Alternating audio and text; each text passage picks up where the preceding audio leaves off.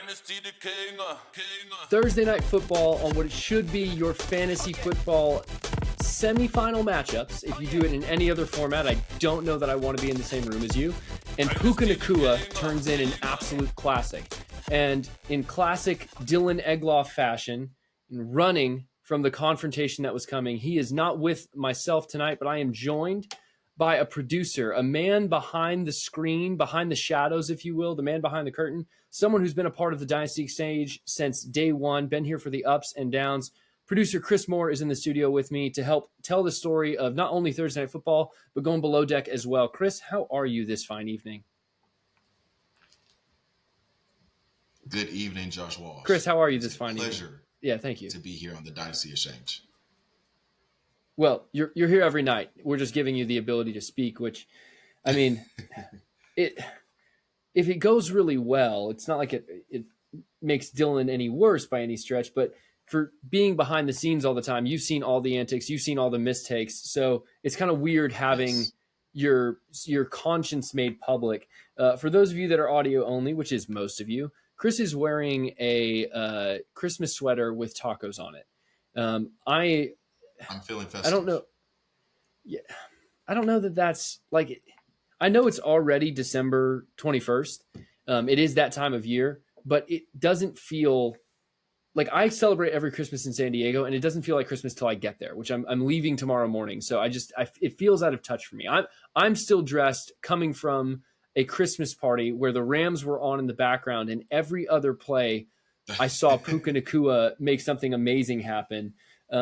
Rams had a great game. The Saints kind of rallied a little bit late, but Puka Nakua 9 for 11 for 164 and 1, 2 for 16 on the ground. Not to mention he recovered the onside kick. Not to mention he helped convert one of the first downs that helped salt the game away. KTC, wide receiver 9. Dylan has hated on him, said last show that he's not even a top 20 Dynasty wide receiver. Dylan at a Christmas party for his company as well this evening. That is actually why he's not here. But as I've already mentioned, Chris, I'm in good company with you here. Puka Nakua is a superstar. And I think there's this perception because of just the way he looks. He doesn't look like a physically imposing presence, that he's not a true wide receiver 1. But at 6'2", 205, Puka Nakua, you know who he actually reminds me a lot of, Chris? Just in the way that he plays? A young Adam Thielen. Route runner, technician, great against zone, vice grips for hands, and tough and gritty. I mean, really, takes a lot of hits, making a lot of contested catches. That actually tracks. I would not even debate that.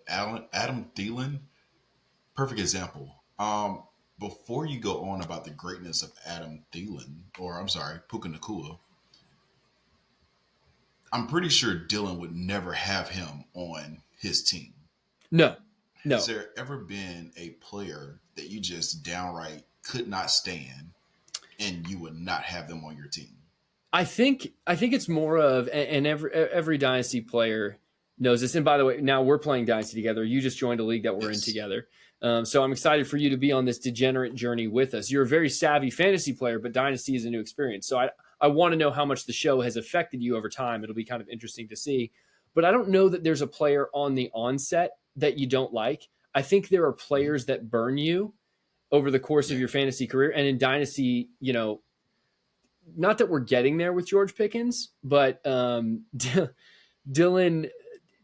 said it to me today. We're there. We don't know if you're there. No, but that's what I'm saying. Like, if it doesn't work out with George Pickens, like if he busts next year, and his wide receivers are supposed to break out in their third season, Puka Nakua is just doing it in his rookie season. It's one of those things where it's like you hate, like you're so mad at that player, like the wasted talent. I think a lot of, a player for a lot of people that comes to mind, especially in the Dynasty space, would be Brashad Perryman. He had this incredible combine, all the great measurables. Kenny Golladay, like I could never roster, not that he's even relevant to roster anymore. Most of the time when a fantasy player burns you, they're also never relevant again. It's more of staying in love with a guy. But if someone burns you and you can never trust them again, it's like an ongoing thing. Like you'll just miss out on it. So I don't know that there's any one player yet who I would never. I'm trying to think. I think Kyle Pitts actually is there for me. Like, I'll never draft Kyle Pitts in a redraft league ever again. That's I don't care if he ever returns on his value. It was like, that tracks. yeah, well, no, last year I was like bragging to all my buddies. I had done this research, or I think it was 2 years ago. Gosh, he's already been in the league 3 years. It's crazy. Going into Amazing. his second season, I was like, Kyle Pitts is going to be a superstar. He's already had 1,000 yards. Like, he can be the next Travis Kelce. Blah blah blah. And I took him in the third, or I think the fourth round, and just totally busted. But moving on from He's a tight ends, because Delaney Walker. yeah, no, he's there's still hope for Kyle Pitts, I think. But we're getting off track. Yeah. Rams beat the Saints. Glorious game. Saints rallied late, as I mentioned. But Matt Stafford, Dylan's biggest criticism of Puka Nakua has been connected to Matt Stafford's future. Matt Stafford had a fantastic game, 328 and 2 touchdowns. He's been incredibly fantasy relevant for the playoff stretch. Only quarterback 12 last week. I mean, right now we don't know where he stacks up, but 328 and 2 is a great way to start the week. And if you're playing in Superflex, he's most likely a quarterback 2 for you. So you're just absolutely ecstatic with the performance that he gave.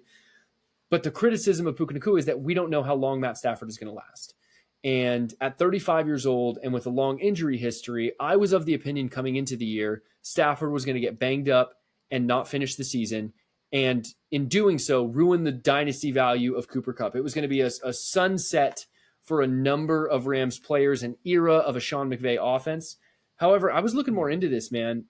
First of all, the Rams moved to 8-7 in a wild card spot.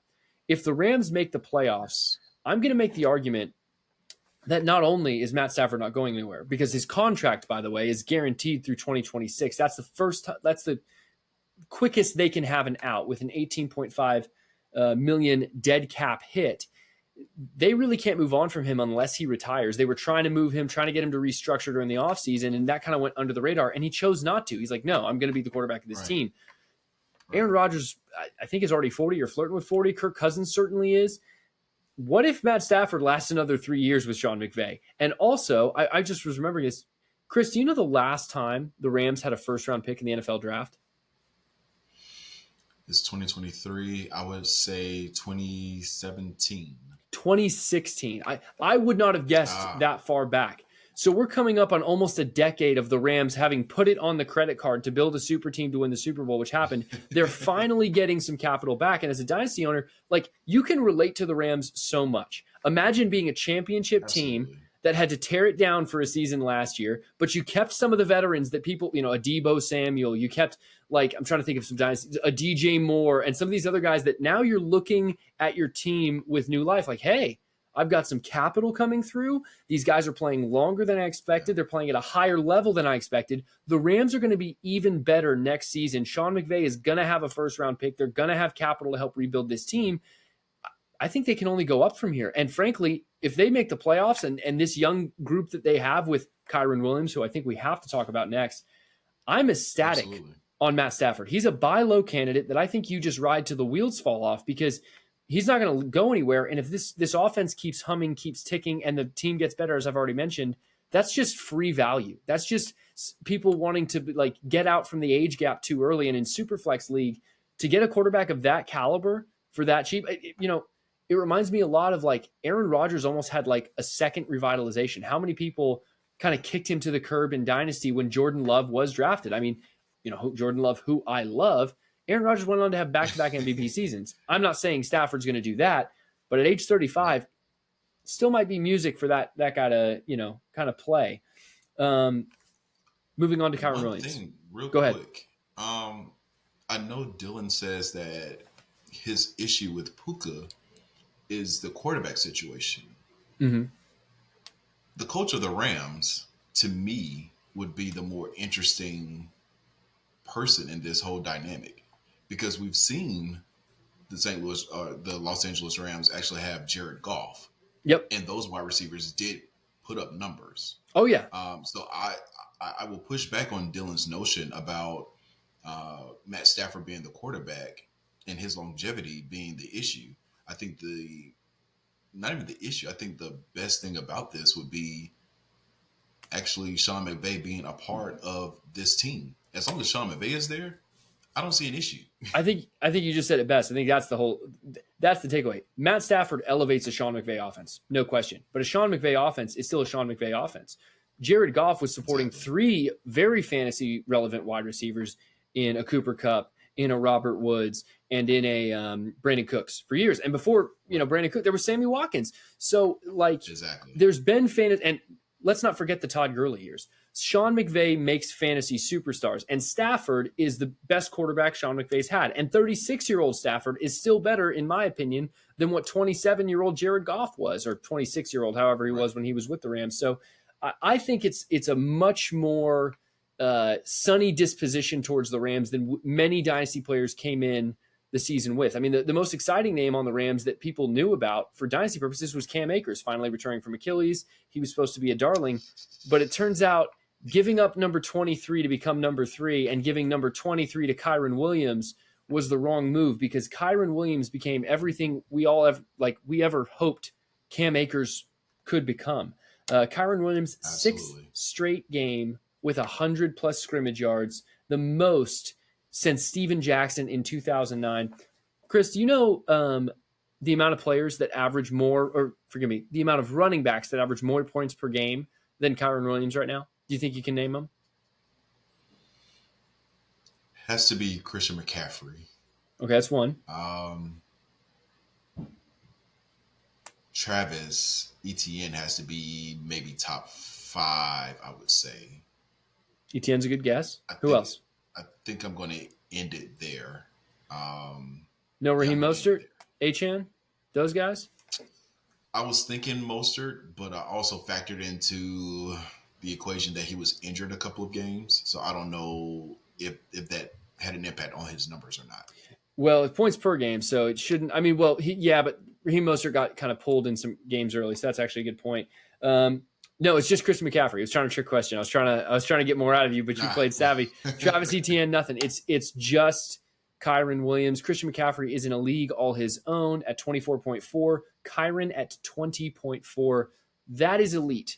And we need to start seeing this player as an elite fantasy option. He's the running back 8 in keep trade cut. He's only 23 years old, but he's a little undersized.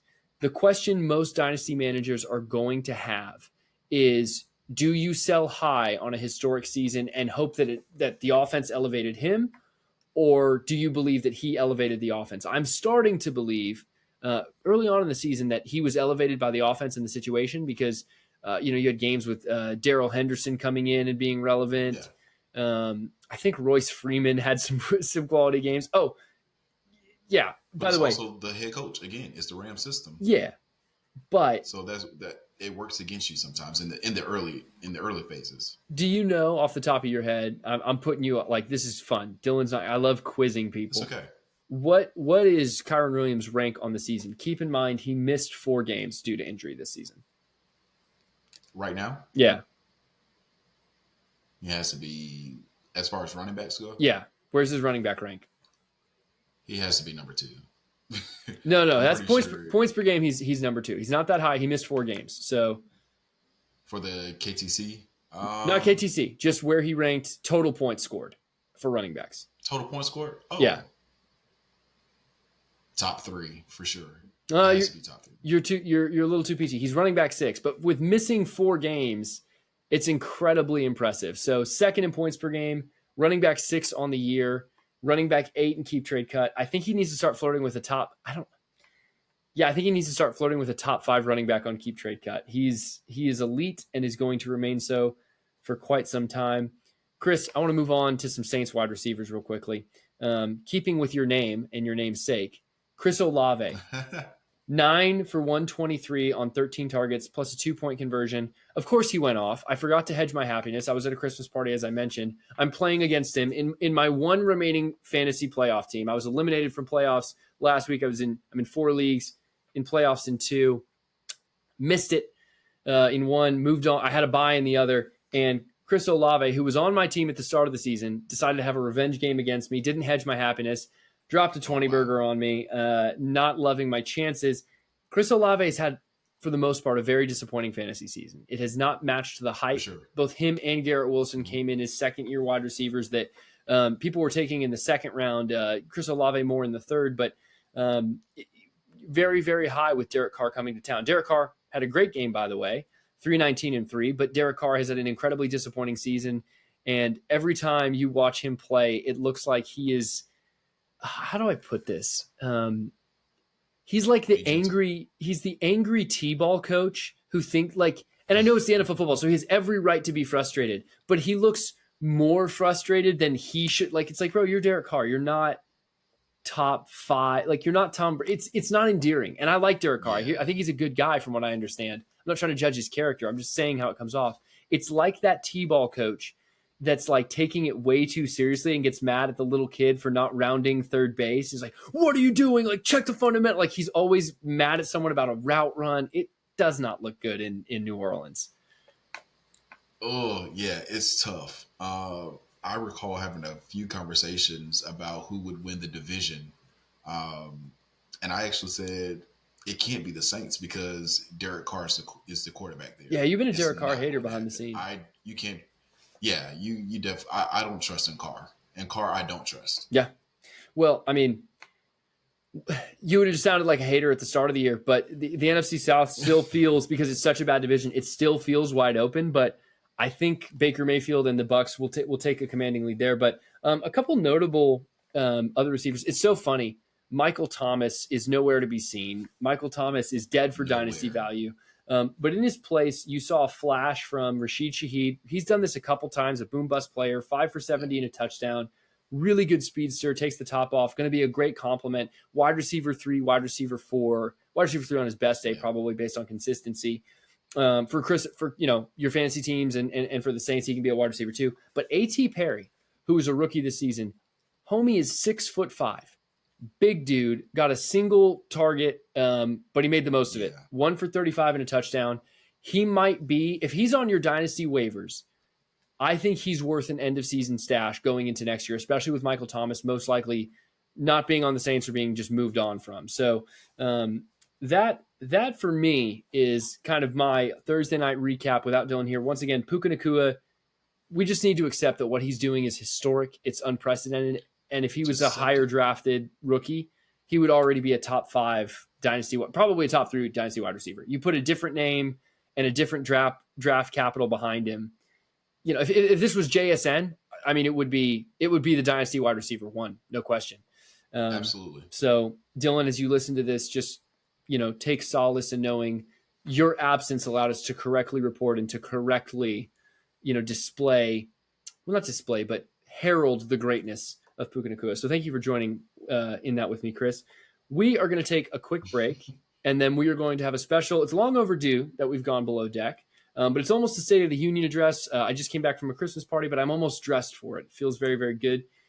Excited to get into it. You look very presidential. Thank you. I try. My fellow Americans, the whole 9. But we're going to take a quick break. When we get back, below deck. Stay tuned. Chris, when the show started, obviously, your immediate audience is your friends and family, and obviously that the league you play in or leagues you play in. And a couple of my friends have been texting me in recent weeks, and they're like, hey, like, what's going on in Yacht Club? Like, what's going on below deck? Like, we haven't heard anything for quite some time.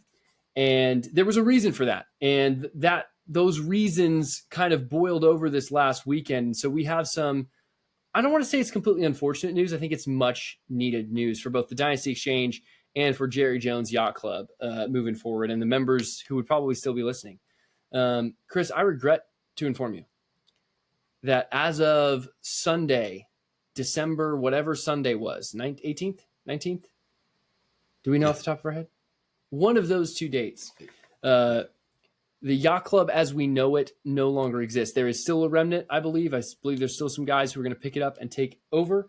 But the reason we hadn't gone below deck in quite some time is that every league has a reason they exist. And when Yacht Club started, it was genuinely just the 12 guys that played redraft together. Well, 10 of those 12 guys, at addition of 2 more guys, wanting to try out this thing called Dynasty. And over time, it grew and grew. And as its commissioner, I had an immense amount of ambition because I felt like, let's build the greatest Dynasty league in the world. I want to be a part and build the greatest Dynasty league in the world. And that's awesome. No one had any issue with that ambition. But over time, as you get closer and closer, it's very much the story of Icarus. It's very much the story of Achilles to some extent. Pride comes before a fall. We got on a show with Matthew Barry. It's like, we have the best league in the world. Famous last words. The reality is, not everyone in the league signed up to be a part of the greatest fantasy league in the world. The greatest fantasy league in the world, at least, is a subjective idea. And some of those people, it's like, hey, this is about the homies, the original guys who played in high school together and have all these memories, none of which is bad, by the way. But we came, because the league grew and we expanded and we had all these co-owners, there began to form some factions. And myself as commissioner, perhaps I could have done more to bring these groups together, but essentially we grew too big for what we started out with. And so a group of us decided, hey, this isn't worth it. We need to step down, because people were genuinely disagreeing to a point that it wasn't a game anymore. It was like, hey man, we're putting in all this time, we're putting in all this effort to build our teams to compete. We've got a show going on about it. And like many dynasty leagues before us, there was a kind of a natural separation as people saw things differently. Myself being at the head of that. Famously, I was so fed up on Sunday. Like there was like separate group text going on, and it was like, okay, do we keep these people? Do we keep these people? And I'm like, what? There was just madness. And I just want to bear in mind, every single one of those people in the league, I would call my friend, even to this day. While I might be a little bit more frustrated with some than the others, it is still just fantasy football, and it is no need to get to the level of emotion we were. But one of the guys posted, as I made an announcement, hey guys, I'm about to shut down this league. This is not what we signed up for. We're here to play fantasy, not argue.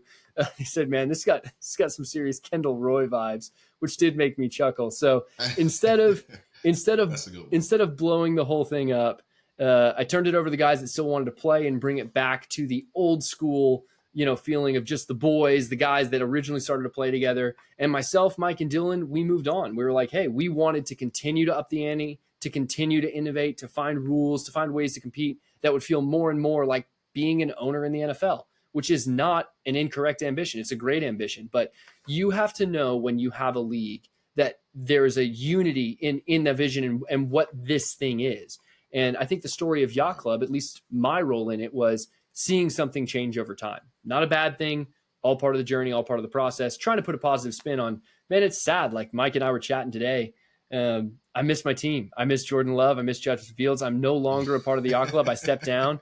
Some guys were like, hey, did you want to stay? I was like, nah, guys, I'm done. I'm out. Like, I've put in a ton of work. I'm proud of where the league got. But I'm more excited about what I'm going to build next. And so getting to the Dynasty Exchange, the vision of this show to be different in the fantasy space, and Chris, you know this as well as anyone being behind the scenes, we want to provide a different view, something similar to Netflix's, not that it's going to be to that level of production quality unless we start getting some real sponsors. So Chris, I leave that to you. But Drive to Survive, where you kind of are in the car with the racers. You tell the story of someone playing the game in real time. And we thought Yacht Club would be the case study with which to do that. But what the split up with Yacht Club has made us aware of is like, hey, we weren't even going to the fullest extent of this idea of feeling like an NFL owner. How much more can a dynasty league feel like being an owner of an NFL franchise? How many more things can we simulate? How many more, settings can we change to make it be like, hey, this is really difficult. This is really challenging. Do we trim the rosters? Do we make it bigger or smaller? But moving into this offseason, we're going to be building another league specifically for this show, where each and every member is going to understand from the onset the vision of not just the league, but its relationship to the show. Because the best thing we can do to make you a better player is, and I've said this multiple times on the show, is not to give you a draft rankings, not to give you, sleeper picks. Those are fun. We do a set of those, but we're never going to sell a draft kit. Heck, I'm probably going to be recommending draft kits because I use them the same. I'm a player first. If you could call me an analyst, those are only on the days I get the picks right, and those days feel like they're few and far between. More than anything, the value we want to bring to the show is how to build a great league, how to be a part of a great league, and how to compete in real time, because everyone looks good on a draft calculator. It's much, much harder to put together a championship team when you're playing against real people who know, your certain tendencies, who know you have what's the what's the correct term for a love of Justin Fields and George Pickens? When you have an unhealthy relationship, when you have an unhealthy Toxic. positive spin, toxic. Agreed. I can see them do no wrong, and so we're very excited, and we're very excited for the future of the show. Dylan's going to be back this next week. Mike's going to be joining us the week after. And Chris has been here through and through and will continue to be here through and through and maybe pop through behind the glass Through a the little bit ups more. and the Oh, downs. it's going to be good. It's going to be good. Chris, did you have any questions about the, not that I don't want to call it the demise of the Yacht Club, but the transition out of for the three of us? Yeah. That's a very good way to put it. I have a couple of questions. When exactly did you recognize that it wasn't fun anymore? It never lost its complete feeling of like, it's always fun to have a great team, but I think I recognized that we had two different desires in the league going on.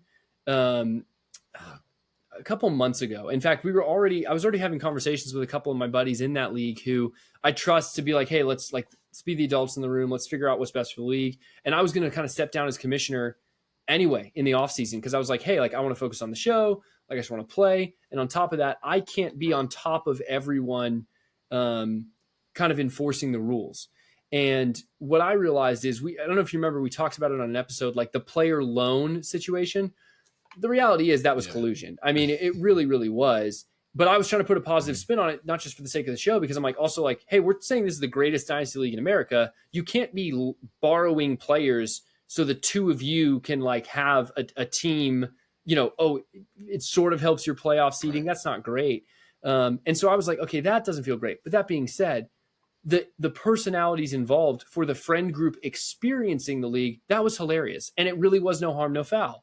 And so you start to have this conflict of interest where it's like, hey, it's not just a show, it's because this wasn't Yacht Club versus the show. This was this essentially like, okay, what is Yacht Club? Is this a ambitious business league, or is this a league about a bunch of guys who have always played together and always want to play together again? For me, the reason I even knew those guys in the first place, and they're all wonderful guys, was through fantasy, was to be ambitious in the fantasy space. And there's some great players in there, but I wanted to continue to grow in the space. And there was a lot of others that felt the same way, specifically some co-owners and some expansion teams. But when that player loan situation happened, it was kind of one of those stress tests where you realize, okay, something's off here. This isn't like this. And by the way, those situations weren't unique. We've had weird, like, wait a minute, did this happen? Did this happen? Like, are these guys in cahoots? And it's not like the collusion was ever like so rampant that it was like a terrible league, but it was one of those things where we're always flirting with the rules and like, LOL, who cares? It's just fantasy. But when you have a couple guys putting in multiple shows a week and you're trying to make it the subject matter, you kind of go, hey man, like now it bothers me even more because some of us are approaching this like, hey, this thing is more precious to me than it is to you. And Dylan told me in high school, man, the trick to relationships, the trick to girls is like whoever cares less in a relationship has all the power. And so I don't think for those of us who were putting in a lot of work to try to make the league like pristine and look this, like marketable thing and let people experience it, appreciated guys having fun just goofing around. But at the same time, what is fantasy other than a bunch of guys goofing around while you watch football? Neither are bad ambitions. It's just, is everyone unified in the vision? So, but yeah, after the player loan situation happened, Dylan and I were like, okay, this didn't feel good. Like, what are we going to do about this? So it was something we were already discussing, to answer your question. So my follow-up to that then would be, what are you looking for in a league? Like in the one we're building? Yeah, I think I think it's just the thought exercise of like, how could we feel as much like an NFL owner?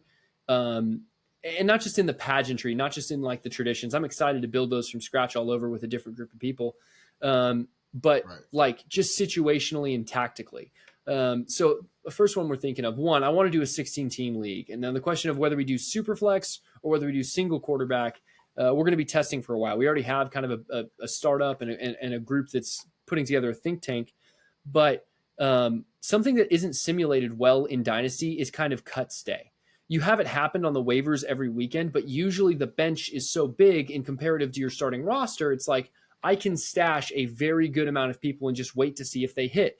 You never have to make those cut decisions of like, the upside of this guy, but I need to start this week.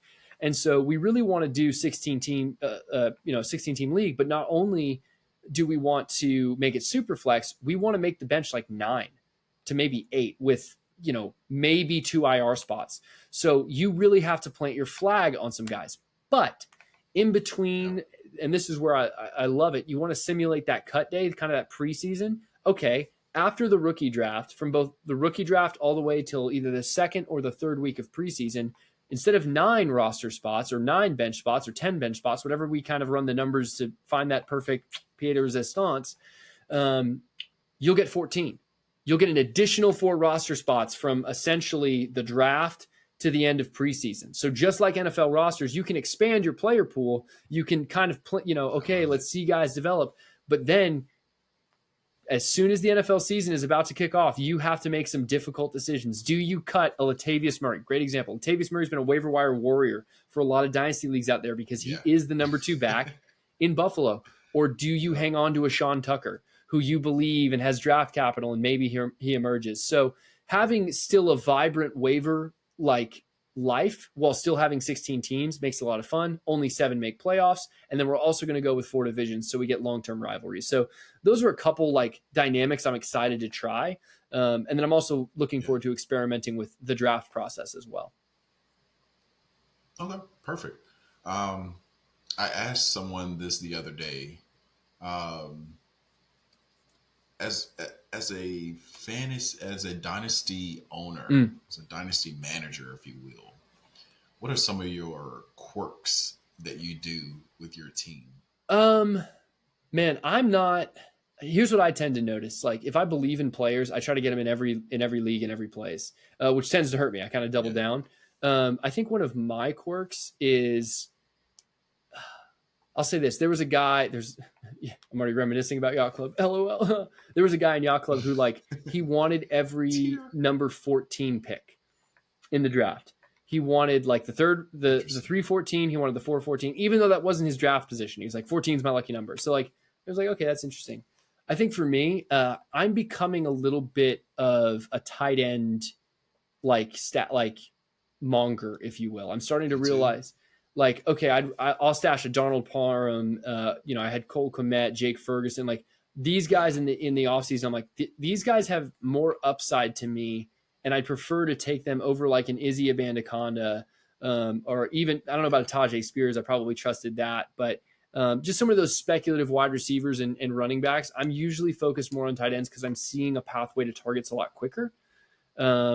So yeah, that's another one for me. But I don't know that those are quirks so much as preferences, I guess. But yeah, it's kind of a good question. Even that, your preferences. Yeah. One thing I am one thing I normally do. I probably shouldn't be telling my strategy. Because you will be joining you're going to be a part of the 16-team league. You'll have even more context. It's going to be exciting. Breaking news. I know. Breaking news. Joining the Dynasty Exchange Official League. Chris Moore. That's my little in a taco sweater. Right now. Taco Christmas sweater. In a taco Christmas sweater. There we go. One of the things that I love to do, I love getting the mid of the pack type quarterback. One thing you'll know. So I asked you earlier about the player that you hate, and would they ever be on your team? Josh Allen would never be on my team. Well, that's just a horrible way to live. I don't understand what your preference is there. I mean, I hate really good quarterbacks. Don't say never. You don't go early quarterback. Don't say never. If Josh Allen fell to you, in the 7th round of the startup draft, you're going to take him. Heck, if he fell to you in the 2nd in a super flex. No, stop it. Stop it. Chris, you're hurting the legitimacy of this podcast by saying you would not. There's no way you wouldn't take Josh Allen. Okay. Why would you not? Why would you not take Josh Allen? Is there a personal vendetta against him? Never met the man. I just don't like him as a quarterback. I know he's a good quarterback. I'm not saying that. He can be a bad quarterback. He's an incredible fantasy quarterback. He can't be my quarterback. Why? He can't. I need you to articulate why. He's just not my type of quarterback. He turns the ball over way too much. I just don't like him as a quarterback for my team. It's just like the Denver Broncos didn't like Tim Tebow for their The team. difference is Josh Allen is the number one quarterback in fantasy points this season and was last season. That's wonderful. He's going to continue to be. Great. I'm not taking away anything from the greatness of him. I just don't like him. I just don't want him on my team. Well, listen, I'm excited to play with you. I think that's one less team I have to worry about moving into the startup draft because You also don't have to worry about me picking up George Pickens. Well, no, very few people. I'm not worried about that whatsoever. Somehow, all roads always tend to lead to George Pickens. Thank you so much for listening to another episode of the Dynasty Exchange. We will be back not this coming Monday because it is around Christmas time. We're going to spend some actual time with our families. But the Thursday after, we will be back. Chris, thanks for hopping on, man, and just spend some time, behind the, in front of the glass instead of behind it. And thank you for all you do behind the scenes as well, man. Hey, no problem. Appreciate you guys. I look forward to the great things that we're going to do. I always say that to you guys. We're going to do great things. We're going to do great things. And I'm excited about the future. Well, as long as your future doesn't involve Josh Allen, apparently, which is in a totally different conversation. Goodbye.